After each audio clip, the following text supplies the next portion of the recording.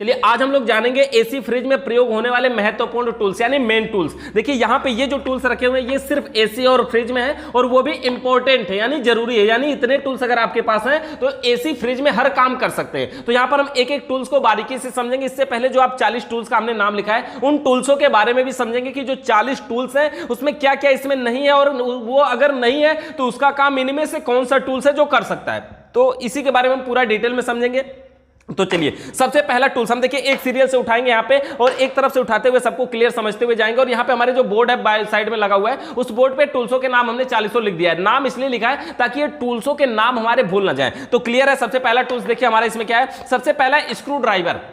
Screw driver क्या होता है? देखिए स्क्रू ड्राइवर का मतलब होता है पेचकस। और ये जो स्क्रू ड्राइवर है ना, जानते हैं ना कि मिस्त्री के पास दो चीज होना सबसे महत्वपूर्ण है, एक तो स्क्रू ड्राइवर और एक कॉम्बिनेशन प्लायर। ये दो चीज सबसे महत्वपूर्ण है। अगर ये दो है ना तो हम फ्रिज बनाने जा सकते हैं, इतने से काम शुरू कर सकते हैं। तो देखिए एक हमारा ये स्क्रू ड्राइवर हमारे पास होना चाहिए। देखिए हमारे पास जो स्क्रू ड्राइवर है ना वो कितने टाइप्स के हैं। एक है ये देखिए उसकी साइज से थोड़ा सा बड़ा है, ये उसी के जैसा है। और देखिए ये तीसरा एक है, ये उससे भी छोटा है देख रहे हैं ना। लेकिन सबका अलग अलग जगह पे अलग अलग काम है। ऐसा नहीं कि नहीं बड़े वाले का काम भाई छोटा वाला कर देगा या फिर छोटे वाले का काम बड़ा वाला कर देगा, ऐसा नहीं है। बहुत सारी जगहों पे ये छोटा वाला काम नहीं करेगा, लेकिन जहां छोटा वाला काम करेगा वहां ये बड़ा वाला काम नहीं कर सकता। जैसे होता है ना कि जहां सुई काम करते वहां तलवार घोंपेंगे, काम करेगा वो नहीं करेगा, नुकसान करेगा ना। उसी तरह से जो फ्रिज होती है ना, फ्रिज के अंदर इवापोरेटर वगैरह होते हैं ना, उसमें का अगर रिंच खोलना है, उसमें का नट बोल्ट खोलना है तो ये छोटा वाला स्क्रू ड्राइवर, मतलब समझिए ये प्लस माइनस में बहुत ही जबरदस्त मजबूत है। ऐसा नहीं कि नहीं छोटा है तो हल्का है, नहीं मजबूत है। तो ये हमारे स्क्रू ड्राइवर। एक हमारे पास नॉर्मल स्क्रू ड्राइवर भी है। कुछ स्क्रू ड्राइवरों का क्या होता है, ये जो पॉइंट है ये राड,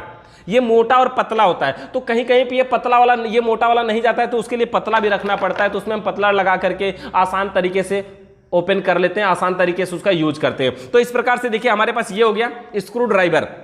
स्क्रू ड्राइवर के बाद अगर बात करें, देखिए हमारे पास ये छोटा टेस्टर भी होना चाहिए। तो ये पहला टूल्स हमारा स्क्रू ड्राइवर। दूसरे नंबर पे हमारा कॉम्बिनेशन प्लायर। कॉम्बिनेशन प्लायर का मतलब ये हमारे पास प्लायर है। और कॉम्बिनेशन प्लायर इसको क्यों बोलते हैं? ये कई कामों का कंबाइंड रूप है। कंबाइंड रूप का मतलब समझते हैं, मिला हुआ रूप है, यानी ये एक काम नहीं करता है, कई काम कर सकता है। जैसे देखिए इसके आगे का ये जो पॉइंट है ना, ये पकड़ने के लिए, कोई चीज पकड़ने के लिए, बीच में ये पॉइंट है ना कोई चीज दबाने के लिए, लास्ट का ये पॉइंट है ना कोई चीज काटने के लिए, और इसके ऊपर ये पतला सा पॉइंट होता है ना, ये नोकीला होता है। ये पतली सी तिल्ली वगैरह ना, जैसे ये पतली सी कोई पाइप वगैरह है ना, जैसे इसको है, तो ये सब काटने के लिए होता है। कैसे इससे काटते हैं? ऐसे थोड़ा सा उठाएंगे तो ये सीधे पोजीशन पे इसमें चला जाएगा और ऐसे देखिए करके ऐसे इसको मोड़ेंगे, देखिए कट करके गिर गया। तो ये टूल्स, ये जो ऊपर का पॉइंट है, इससे हम कोई पतली चीज वगैरह काटने के लिए, हम तार वार है कोई सा, तो ये काटने के लिए हम इसका यूज कर लेते हैं। वो थोड़ा हार्ड होना चाहिए, ऐसी चीज काटता है वो, जैसे तीर होती है ना ऐसी चीजों को काटता है। ऐसा नहीं वायर जो हमारे नॉर्मल वायर है उसको काटने के लिए इसको यूज नहीं करते हैं। तो ये क्या हमारा कॉम्बिनेशन प्लायर। तो कोई भी मिस्त्री हो, अगर वो कहीं रिपेयरिंग के लिए, कोई काम करने के लिए कहीं जा रहा है, तो आपके पास ये टूल्स होना जरूरी है। कौन सा है? Combination plier. क्यों इसको कॉम्बिनेशन प्लायर बोलते हैं? क्योंकि कई कामों का कंबाइंड रूप है, मतलब ये कई काम कर सकता है, कई कामों का कंबाइंड रूप है, इसलिए हम बोलते हैं इसको कॉम्बिनेशन प्लायर। नेक्स्ट हमारा टूल्स इसमें एडजस्टेबल रिंच। देखिए एडजस्टेबल रिंच क्या होता है? देखिए वो एडजस्टेबल रिंच को आप जानते होंगे, अभी यहाँ पे नहीं है, कहीं पे रखे हुए हैं। एडजस्टेबल रिंच क्या होता है? मतलब सलाई रिंच। सब लोग देखें ना अपने घरों पे यूज करते हैं। बेसिक सलाई रिंच मतलब जिसको हम अपनी जरूरत के अनुसार छोटा बड़ा कर सकते हैं, जिसको हम अपनी जरूरत के अनुसार एडजस्ट कर सकते हैं, उसे एडजस्टेबल रिंच बोलते हैं। मतलब एक ऐसा रिंच जिसको हम अपनी जरूरत के हिसाब से एडजस्ट कर लें, उसे हम बोलते हैं एडजस्टेबल रिंच। तो एडजस्टेबल रिंच हमारा क्या होता है? सलाई रिंच, जिसको हम छोटा बड़ा कर सकते हैं। उसके बाद देखिए एडजस्टेबल रिंच के बाद हमारे पास हेक्सा मशीन। हेक्सा मशीन क्या होती है? हेक्सा मशीन का मतलब देखिए, हाई देख रहे हैं आरी ब्लेड मशीन देख रहे हैं ना, ये ब्लेड है ना, तो इसको हम बोलते हैं हेक्सा ब्लेड। अगर किताबी भाषा में नॉर्मली चेंज करें कि मतलब मैकेनिक या मिस्त्री किस भाषा में बात करते हैं, तो इसको बोलते हैं हेक्सा ब्लेड। और ये ब्लेड जिस फ्रेम में लगता है, ऐसे लग जाएगा ना, फिर ऐसे काटेंगे, तो ये जो ब्लेड है जिस फ्रेम में लगेगा उसको हम हेक्सा मशीन बोलेंगे।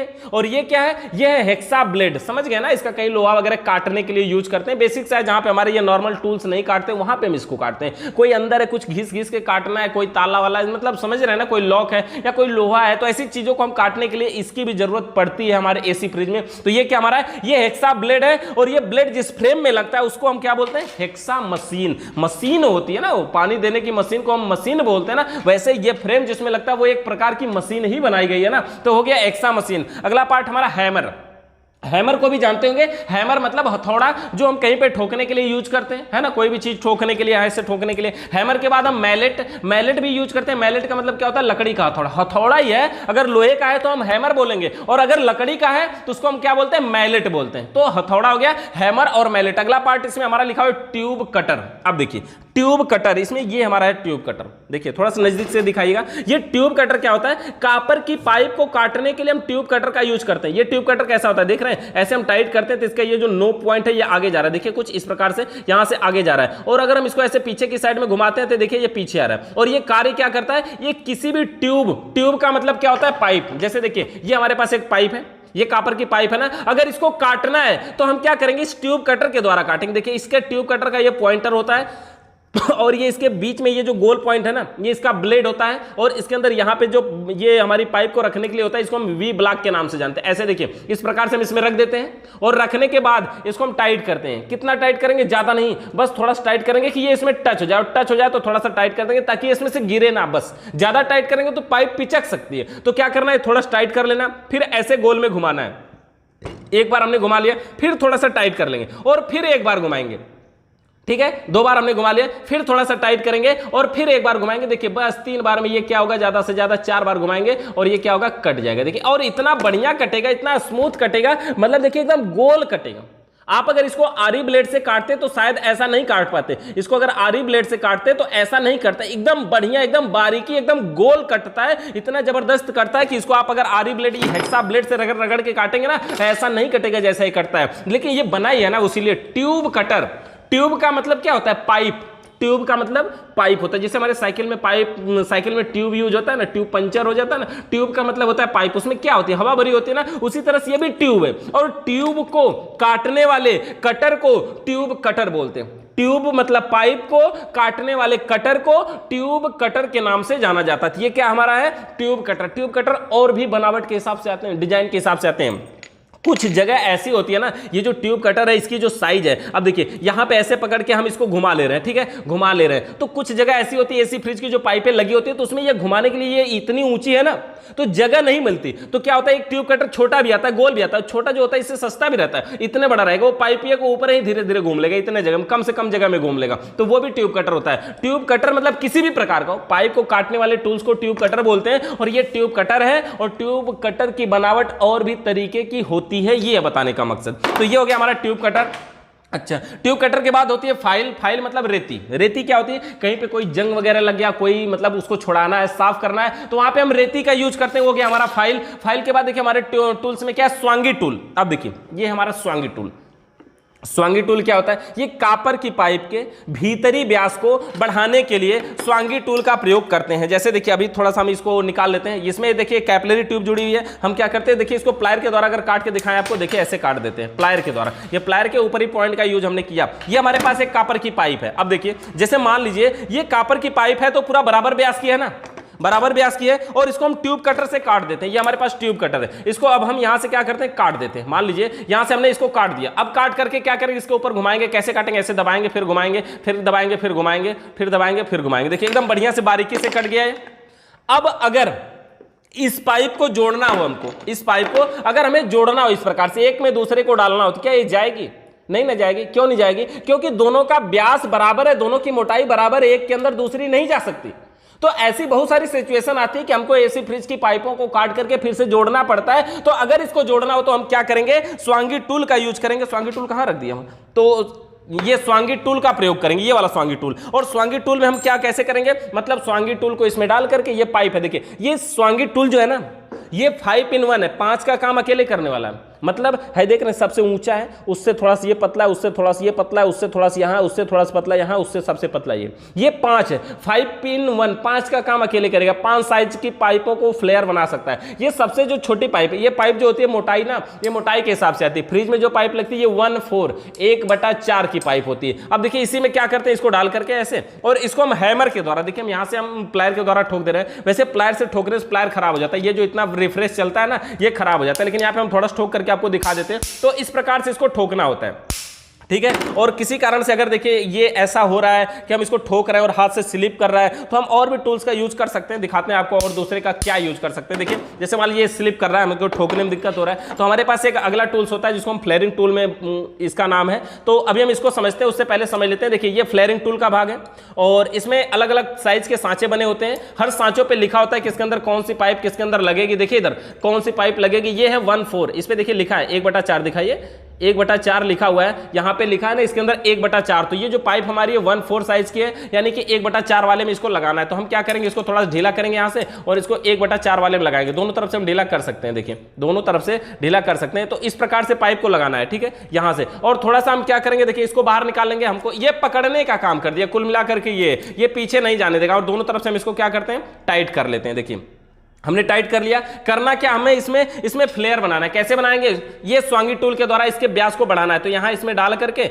इसको, और देखिए अभी ये जा नहीं रहा है, तो इसको हम क्या करेंगे, ये प्लायर के द्वारा अभी ठोक रहे हैं, ये हैमर के द्वारा आपको ठोकना है। देखिए एक बार में हमने ठोका तो ये जो आगे का पॉइंट है, एक नोब, इसका एक जो बारी है ये चला गया इसमें। ये जो पहली बारी होती है ना, ये 1/4 साइज के हिसाब से ही बनी होती है। तो ये तो पहला चला गया, लेकिन पहला चला गया इसका मतलब ये नहीं हुआ कि पाइप फैल गई, नहीं। अभी ये पाइप अगर हम इसको डालते हैं इसमें तो ये नहीं जाएगा। तो क्या करना होगा, अगर ये इसका नोब का पहला के बाद दूसरा पॉइंट इसमें चला जाता है तो समझिए इसका व्यास बढ़ जाता है। तो कैसे करेंगे, इसी में डालना है और फिर इसको ठोकना है। थोड़ा सा देखिए एक बार में कंप्लीट नहीं ठोक देना कि पूरा फैल जाए, नहीं। ये व्यास जो है ना किनारे किनारे का वो टेढ़ा हो जाएगा। 1-2 बार ठोकने के बाद फिर रुक जाएंगे, फिर इसको ठोकेंगे फिर रुक जाएंगे, फिर इसको इसी में ठोकेंगे लगा करके और देखिए फिर रुक जाएंगे। इसी प्रकार से 3-4 बार करेंगे। ऐसे निकाल करके देख लेंगे कहीं टेढ़ा तो नहीं हो रहा है। और देखिए 3 से 4 बार ठोकेंगे। देखिए हमने यहाँ पे कंप्लीट इसको कर दिया। देखिए इसका व्यास बड़ा हो चुका है ऑलरेडी। देखिए हमने इसको बना दिया बढ़िया।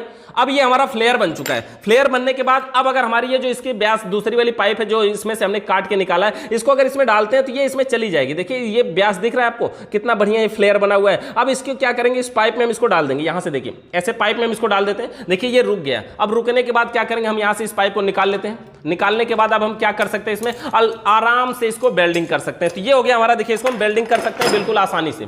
ये पाइप हमारे इसमें चली गई ना, यानी कि कॉपर की पाइप के भीतरी व्यास को बढ़ाने के लिए हम किस टूल का यूज करते हैं, स्वांगी टूल का। ये स्वांगी टूल है, सुम्मी के आकार का बना होता है ना, गांव में लोग बोलते हैं ना ये सुम्मी के आकार का है। तो कॉपर की पाइप के भीतरी व्यास को यानी अंदर के व्यास को बढ़ाने के लिए स्वांगी टूल का प्रयोग किया जाता है। क्लियर हो गया। देखिए यहां पे ऐसा नहीं कि नहीं ये जुड़ गया छोड़ देंगे, नहीं, इसके ऊपर वेल्डिंग करना पड़ता है। लेकिन फिर भी नॉर्मल पाइप को ऐसे समझ रहा है, ऐसे सटा, देखिए कितना हार्ड गया। ऐसा नहीं कि ऐसे सटा करके वेल्डिंग कर देंगे तो उसमें क्या होगा, ब्रिजिंग रडवा अंदर टपक के चला जाएगा ना, तो ये जाम हो जाएगा। तो हमें क्या करना है, इसको व्यास को बढ़ाना है और आसान तरीके से पाइप को उसमें डालना है और बाद में इसको वेल्डिंग करके इसको जोड़ देना है। तो अभी हम जोड़ना भी आपको सिखाएंगे। उससे पहले देखिए हमारा ये क्लियर हुआ, स्वांगी टूल मतलब इसका कार्य क्या है, कॉपर की पाइप के भीतरी व्यास को बढ़ाने के लिए स्वांगी टूल का प्रयोग किया जाता है। ये हो गया हमारा स्वांगी टूल। अगला टूल्स देखते हैं, इसमें क्या हमारा फ्लेयरिंग टूल। देखिए अगला टूल्स हमारा फ्लेयरिंग टूल। फ्लेयरिंग टूल क्या होता है, देखिए ये जो टूल्स है ना हमारा, अभी इसमें हमने पाइप को लॉक करके दिखाया था। ये जो टूल्स है हमारा, ये फ्लेयरिंग टूल है, इसी का नाम है फ्लेयरिंग टूल। और ये सिर्फ अकेला फ्लेयरिंग टूल नहीं कहलाता है, इसके 2 भाग होते हैं। ये एक तो ये है, एक फ्लेयरिंग टूल का भाग ये है और एक ये है। ये 2 भाग होते हैं, जिसमें एक भाग का नाम होता है ब्लॉक, होता है ना ब्लॉक तहसील वाला, ये होता है ब्लॉक। और दूसरे भाग का नाम होता है योक।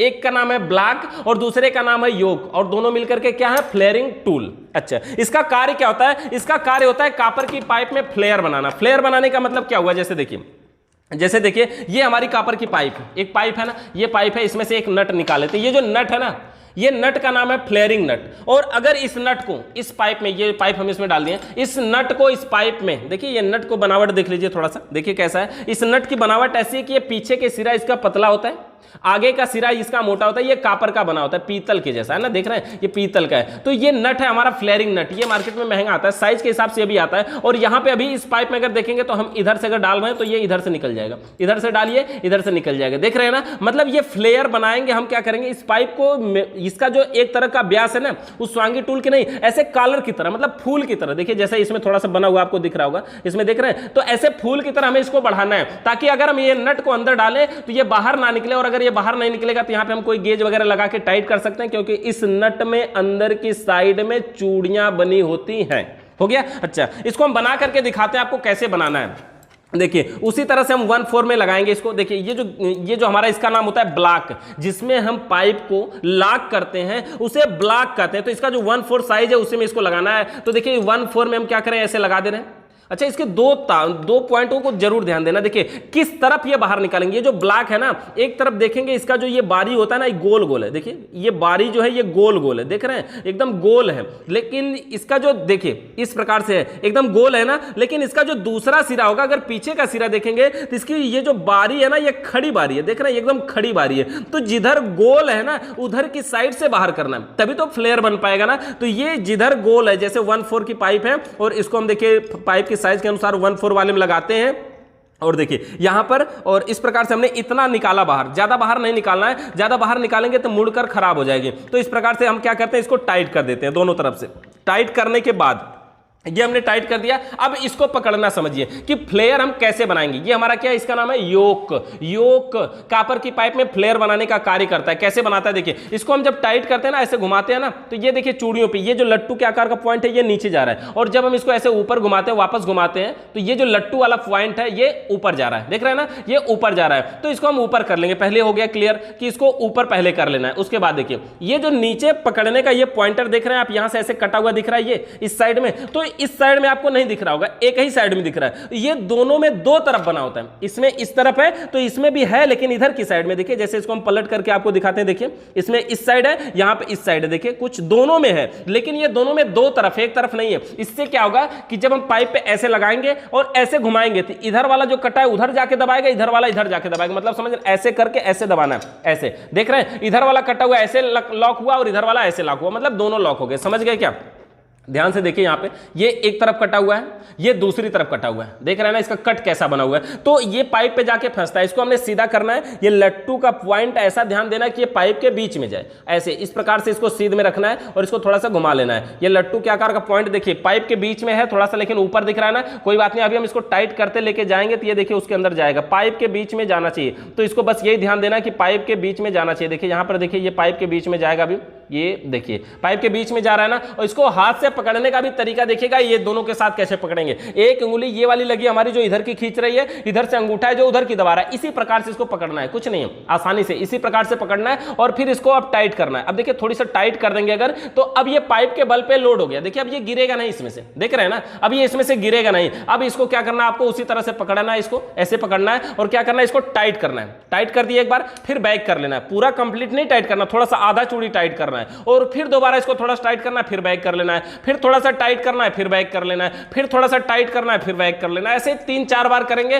और उसके बाद ये खुद ही टाइट नहीं होगा। उसके बाद आप टाइट करने की कोशिश भी करेंगे ना, ये टाइट नहीं होगा। फिर जब नहीं होगा टाइट तो इसको क्या करेंगे, अब हम खोल के निकाल लेंगे। मतलब क्या हुआ, ये फ्लेयर बन चुका जैसा हम बनाना चाहते हैं। देखिए कैसा बना हुआ है, यहां पर देखिए पाइप में, यहां पे देखिए पाइप में एकदम बढ़िया गोल सा फ्लेयर बना हुआ दिख रहा है ना, कितना जबरदस्त गोल सा फ्लेयर बना हुआ दिख रहा है ना। पाइप को हम निकाल करके फ्लेयरिंग नट लगा के आपको दिखाते हैं। देखिए हम इसको क्या करते हैं, खोल के ढीला कर लेते हैं, इस साइड से भी हम खोल देते हैं, इसको दोनों तरफ खोल दिया और पाइप को हम निकाल लिए बाहर। ये देखिए फ्लेयर बना, तो कैसा फ्लेयर बना, इसी को हम बोलते हैं फ्लेयरिंग टूल। फ्लेयरिंग टूल के द्वारा ये फ्लेयर बनता है। देख रहे हैं कैसे बना, कलर की तरह। ये इसका जो व्यास है देखें कितना बढ़िया तरीके से फैला हुआ है। ऐसा नहीं, ये स्वांगी टूल से अगर फैलाते तो हम दूसरे ढंग का फैलता ना। स्वांगी टूल तो सुम्मी लेके उसमें हम ठोकते हैं तो वो भीतरी व्यास को बढ़ाता है ताकि दूसरी पाइप उसमें जा सके और दूर तक फैलाता है। लेकिन ये तो एकदम कॉलर ऐसे फूल की तरह, समझ, ऐसे खिला करके बनाता है। अब देखिए इस नट को अब अगर हम क्या करेंगे, ऐसे लगाएंगे इस साइड से और इसके जो आगे का सिरा चौड़ा होता है वहां जाएगा। देखिए अब यहां से ये आगे नहीं जाएगा, देख रहे हैं ना, यहां से आगे अब ये नहीं जाएगा। अब इसकी जरूरत कहां पड़ती है, जैसे कोई गेज है, ये गेज है ना,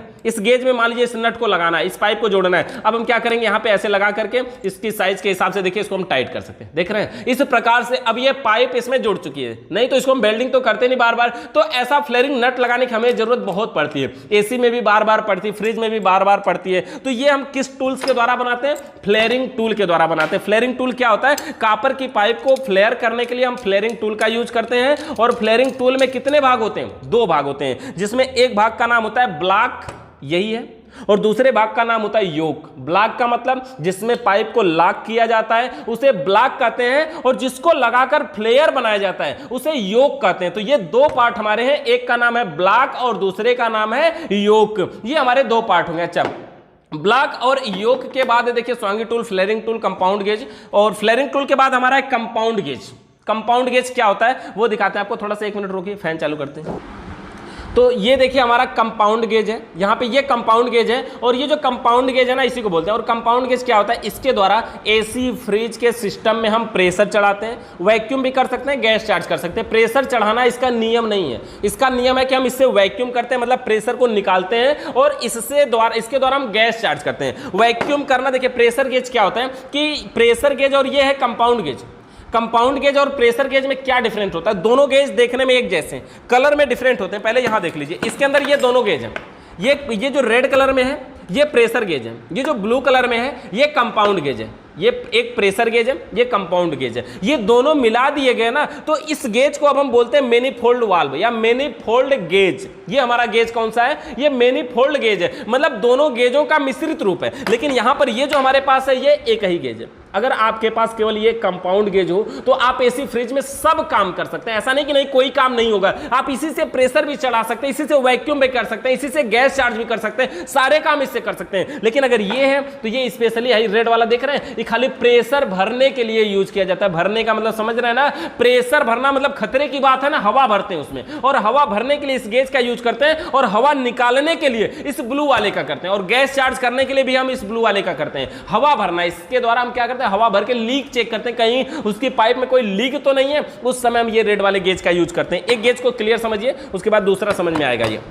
ये कौन सा गेज हमारा है, कंपाउंड गेज है। क्वालिटी क्या, कैसे पता चला कि ये कंपाउंड गेज है, प्रेशर गेज में क्या डिफरेंट है, तो देखिए प्रेशर गेज में क्या होता है, ये जो सुई है ना इस टाइम यहाँ जहां पे है जीरो पे है, देख रहे हैं ना, जीरो से नीचे आएंगे तो -10 -20 -30 का ऑप्शन होता है। इसमें -10 -20 -30 भी होता है, और अगर प्लस की बात करें तो प्लस साइड में भी यहाँ पे देखिए इसमें होता है कि ये 10 20 30 40 50 करके होता है, यानी कि इसमें सुई माइनस में भी जाने के लिए जगह होती है, इसलिए इसे कंपाउंड गेज के नाम से जाना जाता है। क्लियर है, कंपाउंड गेज मतलब इसमें सुई माइनस में भी जाती है, इसलिए इसे कंपाउंड गेज के नाम से जाना जाता है। देखिए ये जो गेज है ना, इसमें देखिए पाइप जोड़ने के लिए दो सिरे, एक तो एक साइड है, दूसरा दूसरी साइड है, एक साइड में एक नीचे, एक साइड में एक नीचे, एक साइड में और एक नीचे, और दाहिने साइड में देख रहे हैं ये हैंडल होता है। हैंडल हमेशा दाहिने साइड में होता है, ध्यान दीजिए, बाएं साइड में नहीं होता है। दाहिने साइड में होने से क्या फायदा होता है, दाहिने हाथ में हमारे पावर ज्यादा होती है ना, तो ये दाहिने साइड में हैंडल होता है। अच्छा, इसी के द्वारा हम आसानी से खोल बंद कर सकते हैं। और देखिए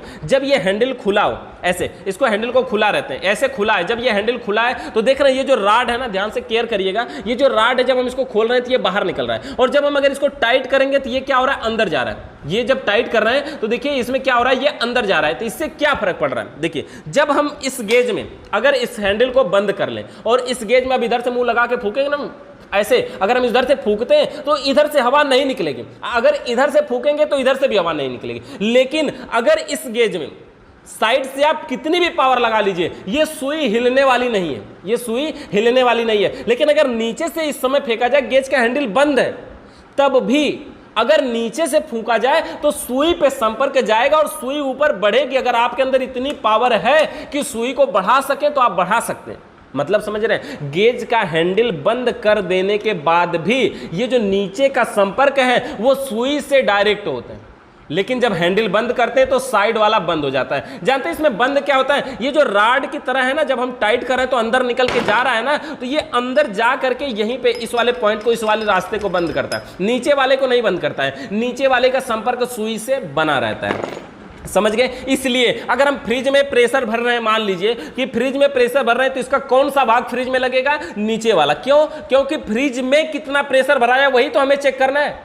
तो ये जो निचला सिरा यही बताएगा कि किसी भी चीज में कितना प्रेशर है। जैसे मान लीजिए कि इस गैस में, इसमें कितना हवा है, कितनी गैस है, तो हम ये निचला लगाएंगे तभी तो ये दबाव को बता पाएगा। साइड वाला लगाएंगे, गेज का हैंडल बंद रहेगा तो ये बता पाएगा नहीं ना, इसलिए निचले से ही बता पाएगा कि हैंडल बंद रहने के बाद भी बताना चाहिए, तो निचले से ही बताएगा ये कि इसमें कितना प्रेशर है। इसी तरह से ये कौन सा गेज हमारा है, कंपाउंड गेज। मार्केट में 200 रुपए 250 रुपए के आसपास ये आता है, बढ़िया, इसकी जरूरत इंपॉर्टेंट है, महत्वपूर्ण टूल्स है आपके पास। अगर ये कंपाउंड गेज है तो ये मैनीफोल्ड वाल्व भी लेने की जरूरत नहीं पड़ेगी, ये महत्वपूर्ण टूल्स है, छोटा टूल्स है ना, इसी से आप सारे काम कर सकते हैं। इससे प्रेशर भी चढ़ा सकते हैं क्योंकि इसमें सुई प्लस में भी जाती है, इससे वैक्यूम भी कर सकते हैं क्योंकि इसमें सुई माइनस में भी जाती है, और गैस चार्ज करने के लिए तो है ही, पाउंड के हिसाब से बताता है। ये कंपाउंड गेज है, पाउंड के हिसाब से बताता है। 10 ग्राम बराबर 1 पाउंड, यानी कि इसकी जो सुई है ना, जीरो के बाद अगर इसकी जो सुई है जीरो के बाद अगर 10 तक चली जाए ना, तो 10 तक जाने का ये मतलब होता है कि 10 तक जाने का इसमें ये मतलब होता है कि इसमें 100 ग्राम गैस चार्ज हो चुकी है। समझ रहे हैं, 100 ग्राम गैस चार्ज हो चुकी है 10 तक जाने का मतलब 10 ग्राम बराबर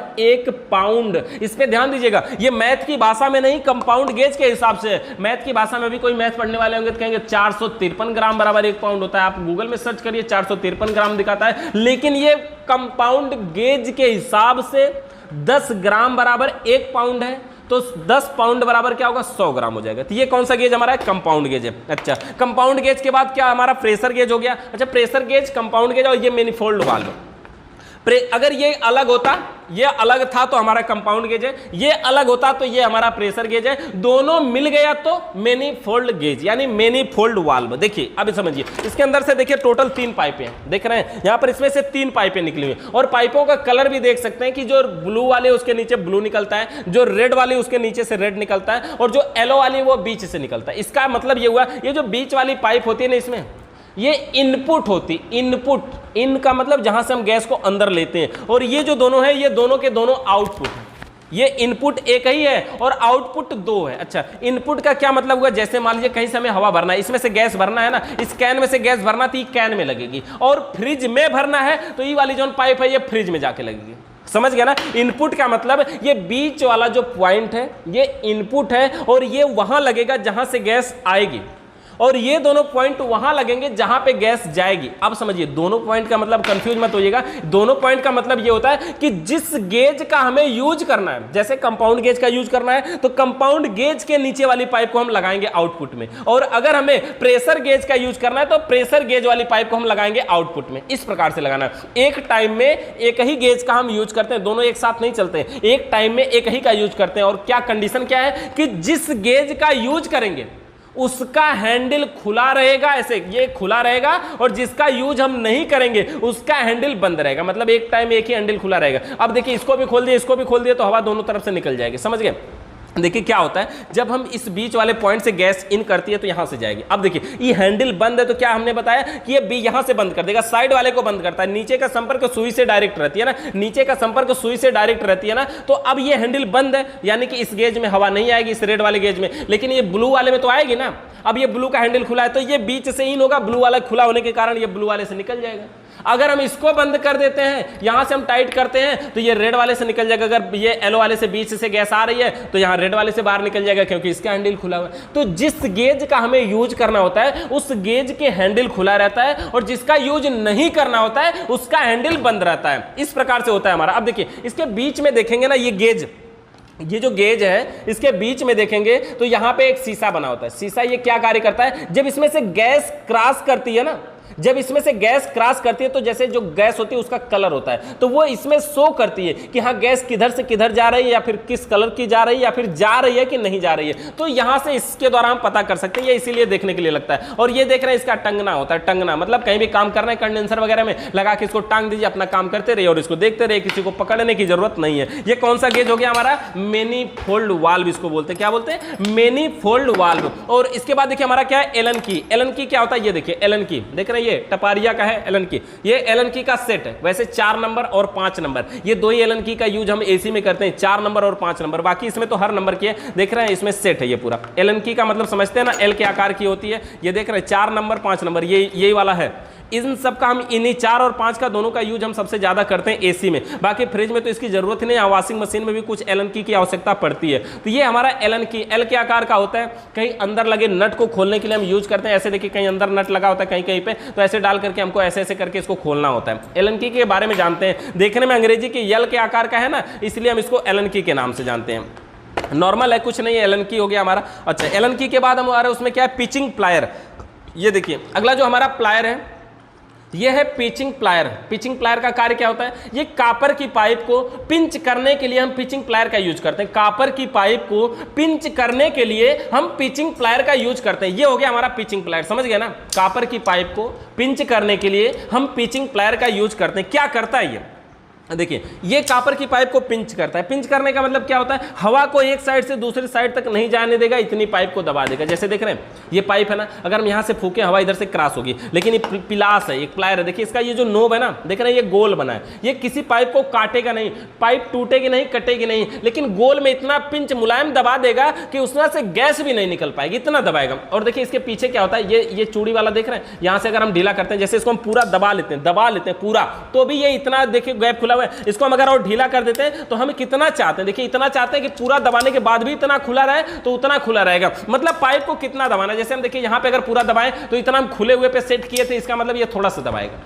हम कितना दबाना है, कितना अच्छा, क्या दबा के पूरा सटा देना है, तो हम क्या करेंगे, इसको सटाने के जितना हम इसको टाइट कर लेंगे, देखिए इतना सटाना है, अच्छा है, इसमें से भी हवा भी क्रॉस नहीं करनी चाहिए, तो इतना सटाने के लिए हम क्या करेंगे, उतना सटा करके और उसके बाद इसको लगाएंगे इस पे और फिर इसको दबाएंगे, ऐसे पिंच कर देंगे। देखिए ये पिंच हो गया, दबने के बाद दबा हुआ रुक भी जाता है। तो देखिए ये पाइप पूरी तरह से दब चुकी है। अब देखिए खोलने के लिए ये एक छोटा सा पॉइंट दिया होता है, इन दोनों को आप ऐसे मिलाइए, ये खुल जाता है, इन दोनों को ऐसे मिलाएंगे, ये खुल जाता है। देखिए ये पाइप देखिए आप किस प्रकार से ये दबा हुआ है, और इतना बेहतरीन दबा हुआ होता है कि इसमें से गैस तक क्रॉस नहीं कर पाती, इतना बढ़िया दबा होता है, इसमें से गैस भी नहीं निकल सकती। समझ गए ना, ये क्या हमारा है, ये पिचिंग प्लायर है। कॉपर की पाइप को पिंच करने के लिए हम पिचिंग प्लायर का यूज करते हैं, कॉपर की पाइप को पिंच करने के लिए हम पिचिंग प्लायर का यूज करते हैं। तो हो गया हमारा पिचिंग प्लायर, समझ गया ना। वैसे सबसे बड़ी बात बताएं, इस प्लायर की अब जरूरत नहीं है, आपको लेने की कोई जरूरत नहीं है, आप इसके बिना भी काम कर सकते हैं, क्योंकि एक वाल्व आ गया इस टाइम, एनआरबी वाल्व के नाम से जाना जाता है। आगे टूल्स में भी नंबर में आ रहा था, हम आपको इसको समझा रहे हैं। देखिए ये एनआरबी वाल्व होता है, इसके द्वारा हम एसी फ्रिज में गैस चार्ज करते हैं, उसके बाद लास्ट में गैस ऑटोमेटिक लॉक भी हो जाती है। तो ये होता है हमारा एनआरबी वाल्व। तो आसानी से, एनआरबी का मतलब होता है नॉन रिटर्न वाल्व, ये हो गया। अच्छा नंबर के हिसाब से हम चलते हैं आगे। हमारे पाइप मोल्डर हमारे यहीं पे था स्प्रिंग की तरह, ये है देखिए पाइप मोल्डर। कॉपर की पाइप को मोड़ने के लिए पाइप मोल्डर का यूज किया जाता है। जैसे क्या है ना, एसी फ्रिज का जो सिस्टम होता है, एसी है मान लीजिए, अब एसी का स्प्लिट एसी है, तो आधी भाग छत पे रखा जाता है, आधा भाग कमरे के अंदर रखा जाता है। तो छत से नीचे तक पाइप आती है, और वो जो पाइप आती है ना, वो कैसे आती है, कहीं से मुड़ के आती है, छत है तो फिर नीचे आएगी, फिर ऐसे, तो मोड़ने की जरूरत पड़ती है ना जगह जगह पे। तो वो जो पाइप है वो मुड़ेगी कैसे, इस पाइप मोल्डर के द्वारा। अगर आप इसको हाथ से मोड़ेंगे तो क्या होगा, डायरेक्ट ऐसे मुड़ जाएगी, यल के आकार का मुड़ जाएगा, पाइप कहीं जाम हो जाएगी, गैस का बहाव रुक जाएगा, ठंडा नहीं करेगी। तो हमें कैसे मोड़ना है, इसको लगा करके और इसको अपनी जरूरत के अनुसार देखिए ऐसे इस प्रकार से गोल में पूरा बढ़िया से ऐसे मोड़ लेंगे। देखो हमने गोल में मोड़ा ना, इसके बाद क्या करेंगे, अब जो हमारी पाइप है इसको हम निकाल लेंगे और हमारा पाइप मोल्डर को भी निकालेंगे। तो ये जो मुड़ा, ये कुछ गोल में मुड़ना चाहिए। देखिए वैसे ये थोड़ा दब गया, थोड़ी ज्यादा मुड़ गया है ना, इसको थोड़ा और गोल में मोड़ना चाहिए। हम जैसे इसको मोड़ते ना ऐसे करके, फिर थोड़ी दूर दबा के, फिर थोड़ी दूर दबा के, तो ऐसे गोल बनाते तो ये गोल बनता है। ये थोड़ी से ज्यादा मुड़ गया है, लेकिन फिर भी इसमें गैस का बहाव रुका नहीं है, जाएगा।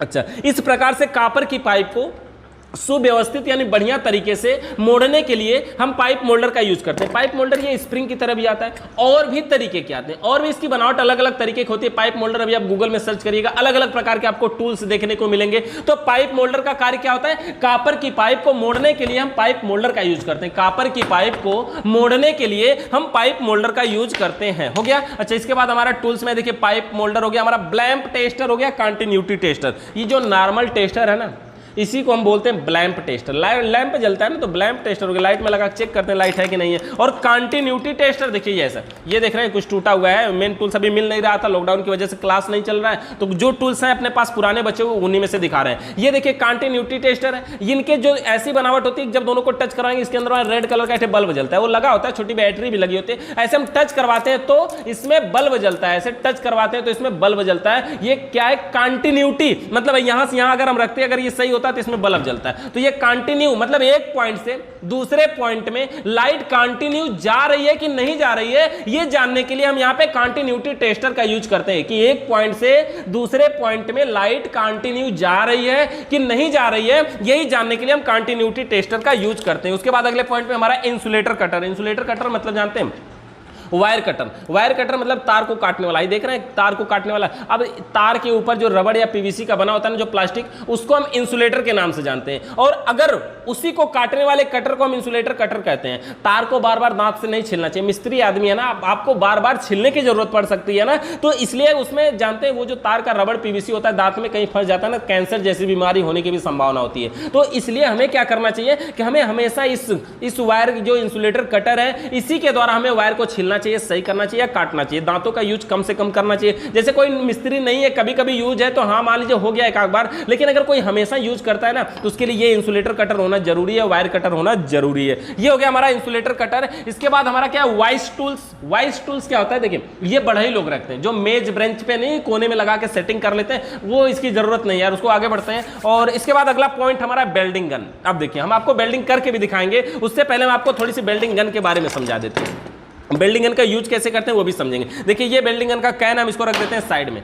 है क्या, ये बेल्डिंग गन है और एक ये भी बेल्डिंग गन है। ये दो बेल्डिंग गन है दोनों बेल्डिंग गन, लेकिन दोनों में डिफरेंट है। ये छोटा बेल्डिंग गन है, ये बड़ा बेल्डिंग गन है। इसको आप कहीं पे आसानी से लेके जा सकते हैं। इसको लेके जाने के लिए बड़का वाला सिलेंडर लेके जाना पड़ेगा। देख रहे हैं ये बड़ा वाला सिलेंडर, ये 5 लीटर वाला है। ऐसे सिलेंडर के साथ में यूज किया जाएगा ये बड़ा बेल्डिंग गन, लेकिन हाई छोटका वाला बेल्डिंग गन जो है ना, ये इसके साथ यूज किया जाएगा। देख रहे हैं ये कैन के साथ, मतलब आपको इतना चीज लेके जाइए, आराम से किसी के घर बेल्डिंग कर लीजिए। बड़ा सिलेंडर बड़ा बेल्डिंग गन लेके जाएंगे, बड़ी सारी समस्या होंगी। ये छोटा बेल्डिंग है, देखिए इसके आगे की ये जो पत्ती अलग से आती है, इतना बेल्डिंग गन में आता है। ये हमारा बेल्डिंग गन है, बेल्डिंग करने वाली ये गन है। ऐसा इसमें होता क्या है, देखिए इसके पॉइंट में ये इसका नो पॉइंट होता है। इसको हम क्या करते हैं, ऐसे इसको हम ऑन ऑफ करते हैं, ये घुमाने के लिए ये ऑन ऑफ करने वाला पॉइंट होता है। और ये बीच में पॉइंट है, इसको लगाना कैसे, ये हमारा एलपीजी ये गैस का कैन है। देखिए एलपीजी गैस नहीं होती, इसके अंदर ब्यूटेन गैस है। देख रहे हैं ब्यूटेन गैस है। और इसका जो हम एमआरपी दिखा है, इसमें लिखा है 225 ग्राम 260 रुपए का। देख रहे हैं 225 ग्राम 260 लिखा है। 100 रुपए का मार्केट में मिल जाएगा आसानी से। 80-100 का भी मिलता है, 80 रुपए में मिलता है, 90-100 में मिल जाता है आसानी से, किसी को भी मिल जाएगा।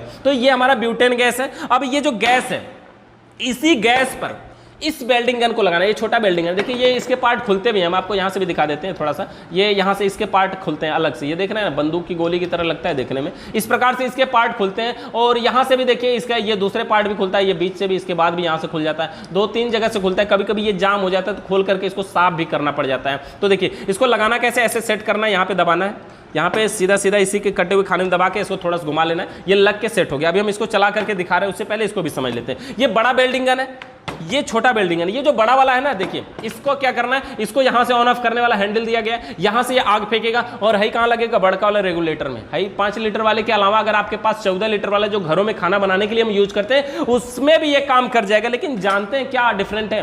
पहली बात तो किसी के घर जाएंगे तो अपना कैन लेके जाना चाहिए, उसके गैस को यूज नहीं करना चाहिए। दूसरी बात, इस बड़े वाले बेल्डिंग गन का यूज आपको कब करना चाहिए, जब आपकी कोई स्थिर दुकान हो, शॉप हो, और लोग जिस चीजों को वहां लेकर आते हो बनाने के लिए, वहां पे आपको ये बड़ा वाला रखना चाहिए। कारण क्या है, ये जो कैन है ना, आप देखा है, हम आपको 100 रुपए में हमने आपको बताया कि 225 ग्राम मिलता है। इसका मतलब 225 मतलब लगभग 1 लीटर का रेट लगभग 400 रुपए के आसपास है। सोच रहे हैं ना, 400 रुपया किलो ये ब्यूटेन गैस मिल रही है। और जो एलपीजी गैस आप लेंगे 100 रुपये में 1 किलो मिल जाएगी। तो अगर आपकी स्थिर दुकान है तो एक सिलेंडर रखिए, एक बड़ा बेल्डिंग रखिए, बेल्डिंग करते रहिए, हमेशा बढ़िया काम करेगा। ये छोटा वाला थोड़ी सी महंगा पड़ जाता है, इसीलिए आप बड़ा वाला बेल्डिंग गन भी रख सकते हैं अगर आपके पास। लेकिन चाहे तो छोटे वाले से भी पूरा काम कर सकते हैं। एक समस्या होती है, इसमें गैस रिफिल नहीं होती। आप इसकी गैस को इसमें भर लें, ऐसा नहीं होता। अभी वीडियो देखेंगे तो बहुत सारी मिल जाएगी, लेकिन वो सक्सेस नहीं है या कुल मिला के है ही नहीं। तो इस प्रकार से इसमें गैस दोबारा नहीं भरा जा सकता और इसको यूज करके फेंक दिया जाता है, दूसरा फिर से खरीद के लाया जाता है। अच्छा, ये हो गया हमारा देखिए बड़ा बेल्डिंग गन। इसका ये रेगुलेटर, इसको हम बोलते हैं रेगुलेटर, मतलब इसको घुमा करके ऑन ऑफ करने वाला। चलिए इसके द्वारा हम करते हैं क्या, पाइप को बेल्डिंग करते हैं, जोड़ते हैं। अच्छा, पाइप को हम कोई जोड़ करके देखते हैं कि अभी हमने एक पाइप को यहाँ पे फ्लेयर बनाया था,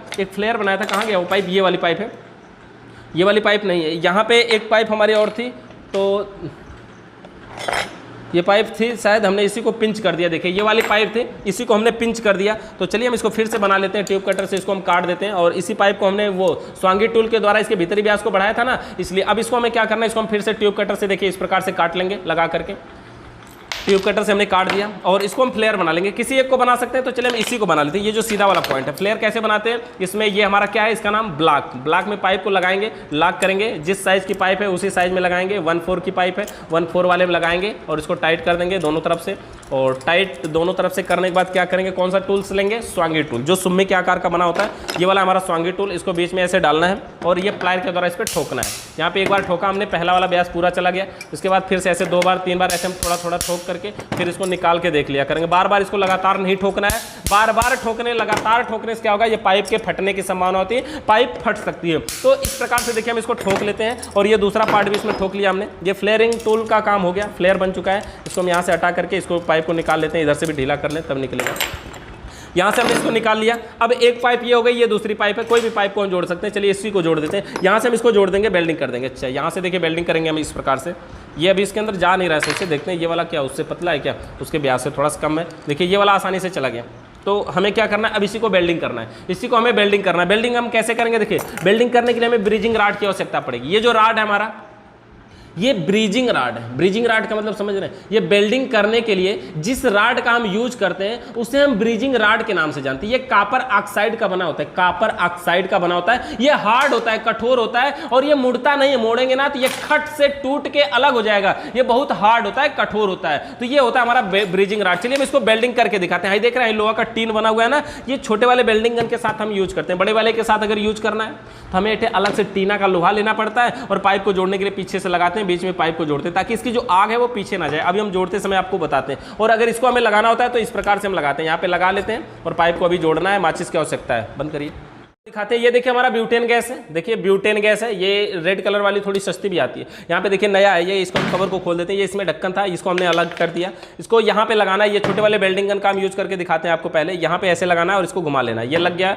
हमारा वेल्डिंग गन। और देखिए ये पाइप हमने जो इसको हमने स्वांगी टूल से इसके ब्यास को बढ़ा करके, ये देखिए ये थोड़ा सा ढीला हो रहा है, इसको हमने अभी खोल के आपको दिखाया था ना, इसलिए। और इसको हम क्या करते हैं, वेल्डिंग करते हैं। देखिए इस प्रकार से हम वेल्डिंग कर सकते हैं। इसको ऐसे हम रख सकते हैं यहाँ पर। तो इससे क्या होता है, ये लोहा देखिए पीछे की साइड में ऑटोमेटिक लगा हुआ है।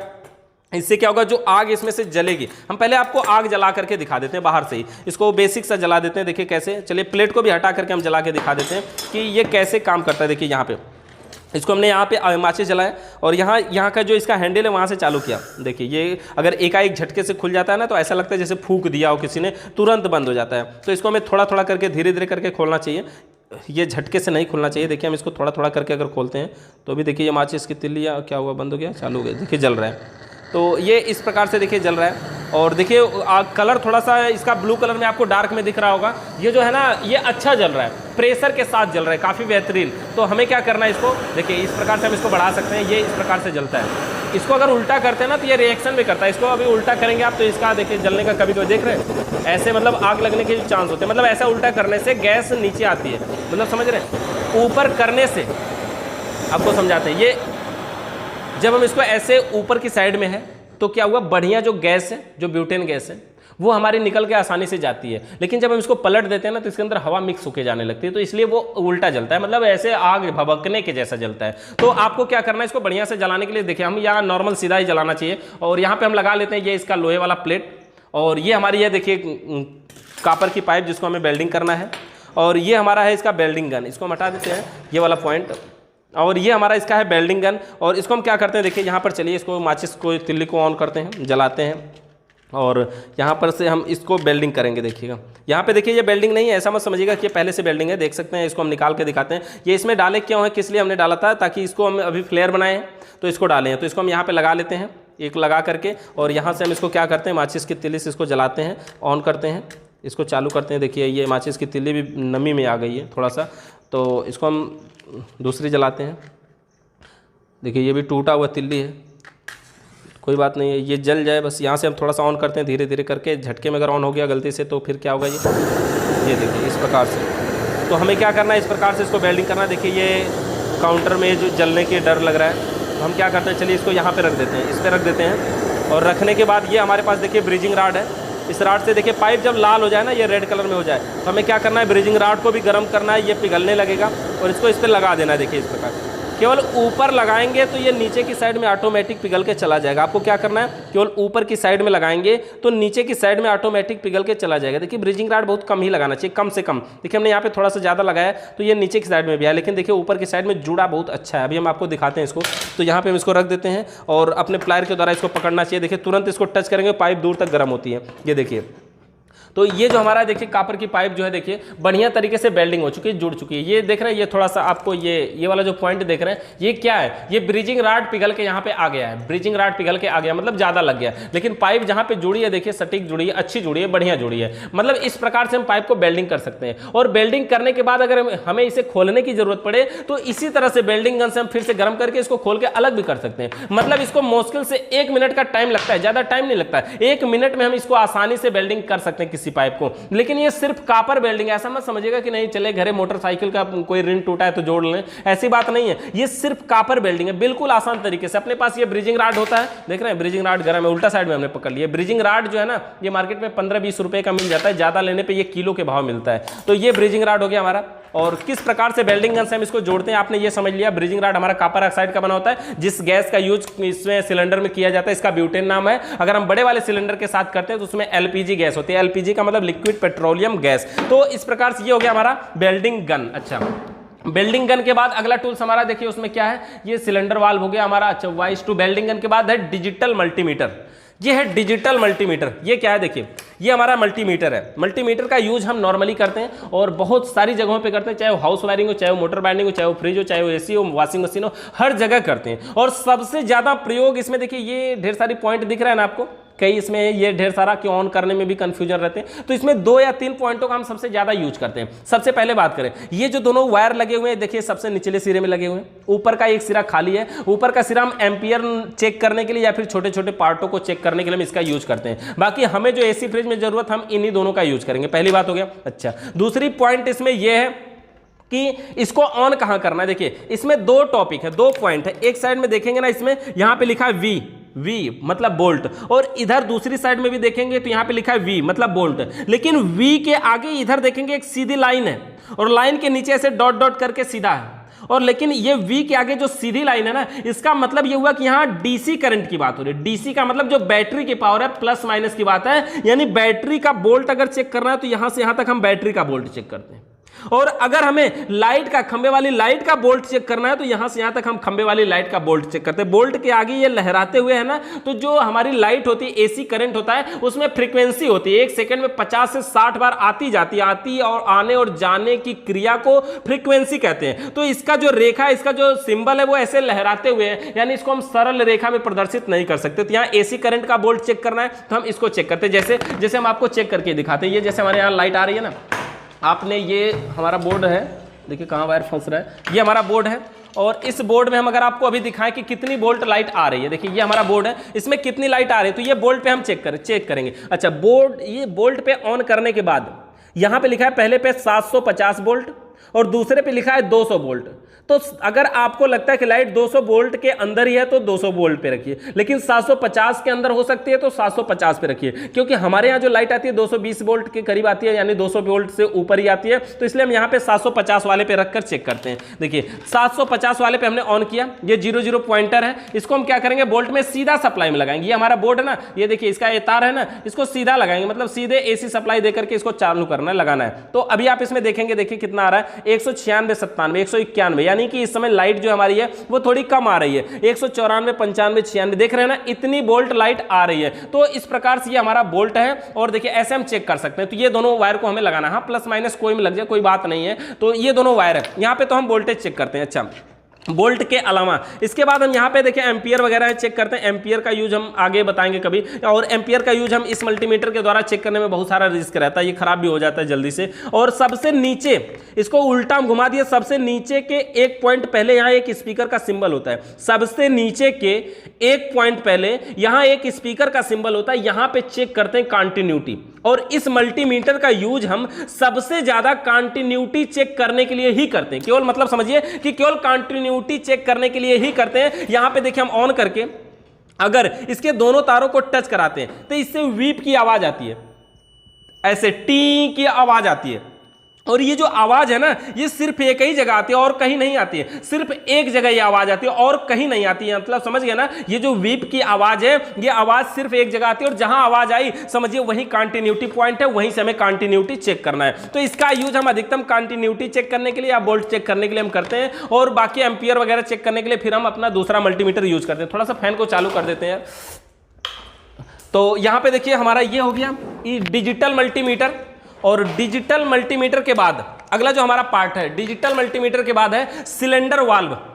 अब देखिए सिलेंडर वाल्व यहाँ पे हमारा था, देखिए एक सिलेंडर वाल्व ये भी है और भी सिलेंडर वाल्व थे। हाँ ये सिलेंडर वाल्व नहीं, ये एक देखिए ये सिलेंडर वाल्व, ये वाल्व आपको दिखा दें। हमने आपको ये बड़े वाले वेल्डिंग गन को यूज करना बताया कि आप इसका यूज कर सकते हैं अपने घर में, दुकान में, शॉप पे और स्थिर जगह पे। लेकिन ये जो वाल्व है ना, ये जो बड़ा वाला सिलेंडर है ना, ये बड़ा वाला सिलेंडर, इसको उठा के थोड़ा इधर करते हैं, तो ये जो बड़ा वाला सिलेंडर इस पर डायरेक्टली तो लग नहीं जाएगा ये वाल्व।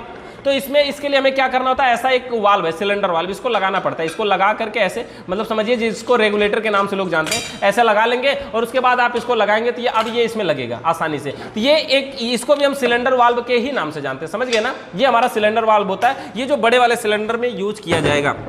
अच्छा, इसके अलावा देखिए हमारा एक और सिलेंडर वाल्व है, ये हमारा सिलेंडर वाल्व है। ये जो हमारा, ये देखिए इसमें सिलेंडर वाल्व यहाँ पे लगा हुआ है, ये गैस के साथ लगने वाला सिलेंडर वाल्व है, देख रहे हैं ना, ये गैस के साथ लगने वाला सिलेंडर वाल्व है। देखिए इसका ये सब मोटे पिन का है, पतली पिन का भी हमारे पास होता है, वहाँ पे अभी रखा हुआ है। तो अभी देखिए ये ऐसा मतलब होता है इसमें सिलेंडर वाल्व में होता क्या, देखिए एसी फ्रिज में जब हम गैस चार्ज करने जाते हैं ना, तो हम सिलेंडर वाल्व का यूज करते हैं। इसको हम ऑन ऑफ करने के लिए यूज करते हैं, यहाँ से हम ऐसे ढीला और कम करते हैं, मतलब समझ रहे, हाई वाला वाल्व देख रहे हैं ना, ये वाला, ये जो रेड कलर वाला इस पे नहीं है, इस पे भी था, ऐसा नहीं कि मैं समझिएगा कि ऐसा ही था, इस पे भी था, ये गिर गया है, कहीं पे निकल गया इसमें से, तो ये निकाल करके भी हम इसमें लगा सकते हैं। यहाँ से खोलेंगे, बंद करेंगे, टाइट करेंगे, हवा निकलेगी, और ढीला करेंगे, हवा निकलना बंद हो जाएगी, मतलब जाएगी पिन, दबाएगी तो हवा निकलेगी, ऐसा ये काम करता है। यानी सिलेंडर पे लगने वाला वाल्व सिलेंडर वाल्व कहलाता है। क्लियर है, सिलेंडर पे लगने वाला वाल्व सिलेंडर वाल्व कहलाता है। सिलेंडर वाल्व के बाद देखिए हमारा क्या, एलपीजी गैस सिलेंडर, मतलब भाई बड़ा वाला सिलेंडर समझ ही रहे हैं, और बड़ा वाले सिलेंडर के बाद अगला पॉइंट हमारा digital multimeter, sorry drill machine. Drill machine क्या होता है, ये ड्रिल मशीन कहीं दीवार में सुराख बनाने के लिए यूज करते हैं ना, हाउस वायरिंग वाले भी यूज करते हैं, एसी को कहीं फिटिंग करना है तो भी हमें ड्रिल मशीन की आवश्यकता पड़ती है। मतलब ड्रिल मशीन मतलब कहीं पे सुराख बनाना है, छेद बनाना है, तो वहां पे हम ड्रिल मशीन का यूज करते हैं, ये होता है हमारा ड्रिल मशीन। अच्छा, ड्रिल मशीन के बाद क्या है, एयर ब्लोअर। एयर ब्लोअर, ये हमारा एयर ब्लोअर, मतलब ये क्या करता है, हवा मारता है, बड़ी तेज गति से हवा फेंकता है। इसका यूज हम क्या करते हैं, कहीं पे कोई धूल मिट्टी है, एसी फ्रिज का सर्विसिंग वगैरह करते समय इसका हम एयर ब्लोअर का यूज करते हैं। यहाँ पर हमारा ये बोर्ड है, यहाँ पे हम इसको पावर दे देते हैं सीधा सीधा, ठीक है, पावर दे दिए, और यहाँ पे इसमें बटन होती है अंदर साइड में, 600-700 रुपये मार्केट में आता है। इसको हम ऐसे दबाएंगे, ये बड़ी तेज गति से हवा देता है, बड़ी तेज गति, देख रहे हैं गर्मी कितनी हो रही है, इससे थोड़ा सा कुछ ज़्यादा ही हवा देता है, समझ रहे हैं ना, बहुत ही तेज गति से हवा देता है। और एयर ब्लोअर का यूज मतलब एसी फ्रिज में जब धूल मिट्टी हो जाती है, ऐसे हम मार करके ऐसे मार के सब साफ करते हैं। कोई हल्की चीज़ मारेंगे तो पता चला उड़ ही जाएगा, देख रहे हैं इधर से बहुत ही हवा देता है, ये ज़बरदस्त हवा देता है। तो ये एयर ब्लोअर है, और एयर ब्लोअर का कार्य क्या होता है कि कहीं पर सर्विसिंग करते समय हम इसका भी यूज करते हैं, मिस्त्री को इसको भी रखना चाहिए। और एयर ब्लोअर के अलावा देखते हैं उसमें हमारा क्या है, एयर ब्लोअर के बाद है सर्विस वाल्व है, ब्रीजिंग रॉड है, यूनियन है। अच्छा, सर्विस वाल्व क्या होता है, ये देखिए सिलेंडर वाल्व देख रहे हैं ना, सिलेंडर वाल्व के दोनों सिरों का व्यास, मतलब भाई दोनों, इस साइड का आप देख रहे हैं, इधर दूसरा तरफ का बना हुआ है और दूसरी साइड में दूसरी तरह का बना हुआ है, दोनों तरफ एक जैसा नहीं ना है, लेकिन जो सर्विस वाल्व होता है उसका दोनों तरफ एक ही जैसा होता है। और बड़ी बात तो ये बताएं, सर्विस वाल्व का जमाना ही खत्म हो गया। ये एक एनआरवी वाल्व आया ना, एनआरवी वाल्व जब से ये आया, ये पिचिंग प्लेयर का काम पहली बात तो खत्म कर दिया, दूसरी बात अपने ये सर्विस वाल्व का काम भी खत्म कर दिया, यानी कि दो चीजों का काम अकेले हटा दिया। ये क्या है, हमारा एनआरवी वाल्व है, इसको अभी समझना बाकी, अभी नंबर में आगे आएगा। तो जो सर्विस वाल्व होता है हमारा, वो इसी सिलेंडर वाल्व के जैसा ही होता है, लेकिन उसके दोनों सिरों का व्यास एक समान होता है और सिलेंडर वाल्व के दोनों सिरों का व्यास असमान होता है, मतलब अलग अलग होता है। ये होगा हमारा सिलेंडर वाल्व और सर्विस वाल्व। अच्छा, उसके बाद हमारा क्या है, ब्रीजिंग राड है। ये ब्रीजिंग राड समझते हैं ना, वेल्डिंग करने वाला राड, जिससे हमने अभी वेल्डिंग करके आपको दिखाया। ये कॉपर ऑक्साइड का बना होता है, आग के संपर्क में आने से बहुत ही जल्द पानी का रूप धारण कर लेता है, मतलब पिघलने लगता है। तो ये हो गया हमारा क्या, ब्रीजिंग राड। ये ब्रीजिंग राड क्या कार्य करता है, पिघलता है, मतलब इसको हम वेल्डिंग करते हैं, कॉपर की पाइप को जोड़ने के लिए हम ब्रीजिंग राड का यूज करते हैं। जैसे हर चीज वेल्डिंग करने के लिए हम कहीं पे तिल्ली, कहीं अलग अलग राड यूज करते हैं ना, तो वैसे यहाँ पे क्या राड करते हैं, ब्रीजिंग राड का यूज करते हैं। ब्रीजिंग राड के बाद एक पार्ट है यूनियन। यूनियन बैंक का नाम सुने होंगे ना आपने, यूनियन का मतलब क्या होता है कि एक पॉइंट से या एक रबड़ और एक कॉपर की पाइप को अगर आपस में जोड़ना हो तो वहां पे हम यूनियन का यूज करते हैं। देखिए जैसे हमारे पास देखिए ये कॉपर की पाइप है, ये रबड़ की पाइप है, इस पाइप को कहीं जोड़ना है, जैसे ये कॉपर की पाइप है, ये कॉपर की पाइप है और ये रबड़ की पाइप है, इसको तो हम यहाँ पे जोड़ ही सकते हैं, आसानी से जोड़ देंगे ना, ये जोड़ सकते हैं। लेकिन अगर ये वाली कॉपर की पाइप है, ये वाली, क्योंकि इसमें देखिए ये वाली कॉपर की पाइप और ये वाली पाइप, इसको हम जोड़ सकते हैं एक में, नहीं ना जोड़ सकते, कैसे जोड़ेंगे, ये जाएगा क्या है, एक दूसरे में नहीं जाएगा। तो ये है यूनियन। यूनियन क्या होता है, इसके दोनों सिरों पर चूड़ियां बनी होती हैं, अंदर से सुराख तो इसमें भी होता है, अंदर से सुराख इसमें भी होता है, इसके दोनों सिरों पर चूड़ियां बनी होती है। तो एक तरफ क्या करना है आपको, रबड़ की पाइप टाइट कर लेना है, और दूसरी तरफ क्या करना है, कॉपर की पाइप को ऐसे फ्लेयर नट लगा करके टाइट कर लेना है।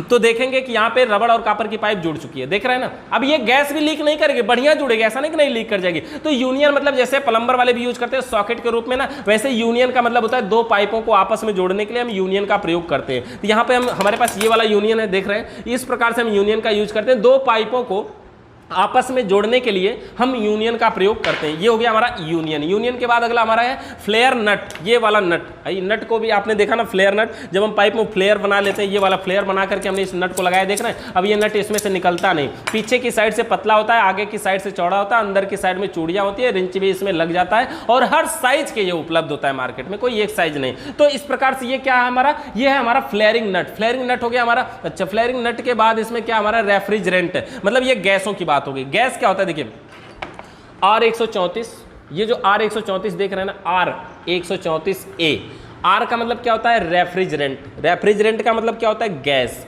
देखिए, रेफ्रिजरेंट का मतलब होता है गैस, रेफ्रिजरेटर का मतलब होता है ठंडा करने वाली मशीन। जब भी कहीं नई फ्रिज खरीद के जाती होगी, आपने अगर देखा होगा, रेफ्रिजरेटर का मतलब होता है ठंडा करने वाली मशीन उसमें है, लेकिन रेफ्रिजरेंट का मतलब क्या होता है, ठंडा करने वाली गैस। तो ये आर का मतलब रेफ्रिजरेंट, 134 इसका नंबर और ए इसका नंबर है, R134A। ये फ्रिज में प्रयोग होने वाली गैस है, फ्रिज में लगती है हमारी, और ये वाटर कूलर में, डीप फ्रीजर में, और ये कार एसी में, इन सब में हमारी R134A ही गैस भरी जाती है। इसके अलावा अगर हम गैसों की बात करें तो दिखाते हैं आपको, देखिए ये देखिए, ये भी R134 का ही कहना है। अच्छा देखिए, ये वाला हमारा R22 देख रहे हैं, R22 मतलब फ्रियान 22, इसको हम फ्रियान गैस के नाम से बोलते हैं। फ्लोरोन इसमें लिखा है ना, ये फ्लोरोन कंपनी का नाम है। और ये वाली देखिए, ये वाली गैस देख रहे हैं R134, ये गोदरेज कंपनी का है, ये गोदरेज कंपनी का नाम होता है। तो ये जो फ्लोरोन है ना, फ्लोरोन मतलब फ्रियान मत समझिए, ये फ्लोरोन कंपनी है। तो ये जो गैस है, लेकिन इसको फ्रियान गैस बोलते हैं, फ्रियान, फ्लोरोन नहीं, फ्रियान। फ्रियान गैस है, 22 नंबर की गैस है ये वाली हमारी, ठीक है। Refrigerant for air conditioner unit, इस पे लिखा हुआ है refrigerant for air conditioner unit,